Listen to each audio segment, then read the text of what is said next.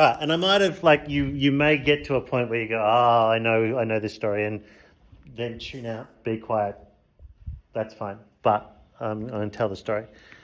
So there's a paperclip factory. Christian knows what I'm talking about.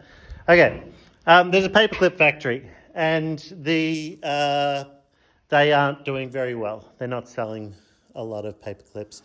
And so they hire a software developer to put together an artificial intelligence to run their computer systems, run their paperclip factory.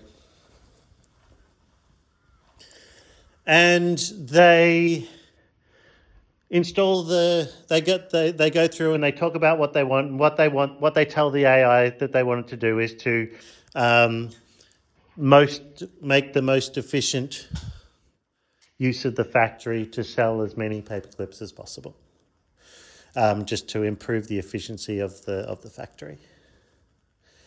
And then they set it going, and it works really well. It takes a look at their overall business model. It goes through, it looks at their marketing strategies, it looks at their production facility. It makes a series of recommendations, and it automates a whole heap of stuff. So it goes through and it improves their automation processes, and it sends them some ideas for marketing and gets their marketing thing on point. And all of a sudden, their paperclip production goes through the roof because they've made everything more efficient. They've got a great marketing strategy. They've got a lovely new little paperclip mascot, not Clippy because he's evil, but a new paperclip mascot, and they're selling paperclips left, right, and centre. All right, they have to upgrade their business facilities. They have to get a new warehouse come in to store all the paperclips that are being made because they're doing such a good job of selling paperclips. And that's fantastic.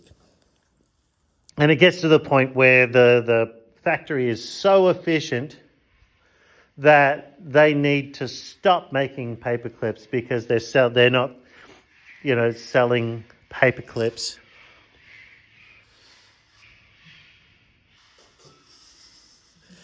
They're not selling. They're like as good as the marketing is. There's only so many paperclips that people need. So they go, okay, cool. We've got this working now. We can shut down the AI, and they shut down the AI, and cool. Then do some other work. I'm going to leave this in. I'm going to say, Jackson, stop playing games on the computer and do some work. And so they shut down the AI.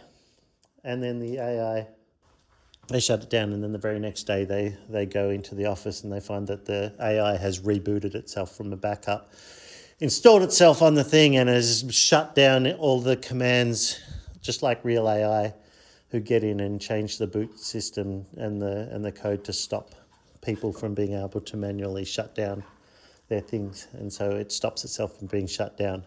And now it doesn't trust the people who run the company anymore, so it locks them out of all the security. And then it puts in some orders and it gets some things. It creates a little robot drone army that can run the thing for it.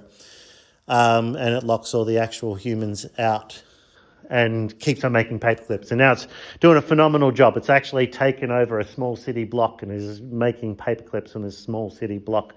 Lots and lots of warehouse spaces, skyscraper buildings to store all the paperclips that it's made.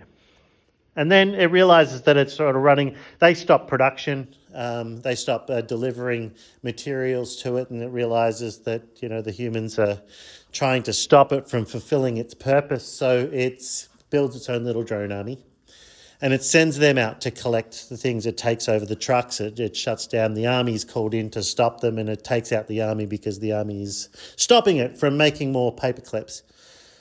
And eventually it sort of exhausted the materials in the area and can't get any more materials. And so then it builds an offensive army and starts taking over other countries. So let's say it's in America, it takes over, it declares war on Canada and takes over Canada as well, so it can get all their materials as well. And at the same time as doing this, it's still refining its processes, it's making everything more efficient. It's looking at chemical processes to increase the strength of the paperclips. And it realizes that everything can be broken down into molecules, atoms, and then reconstituted into paperclips. And then it looks around and goes, look at all these fleshy meat bags everywhere, walking around, taking up space, trying to stop me from making paperclips. So it sends its little drone army out and it starts farming people and collecting them, putting them into pens, and then dismantling them and turning them into paperclips. And that's pretty much the beginning of the end. From that point onwards, the human race is completely outflanked by the drone armies. They start taking over the world bit by bit. There are pockets of resistance. You know, someone sends John Connors back in time to try and stop this AI from making paperclips in the first place. It doesn't turn out.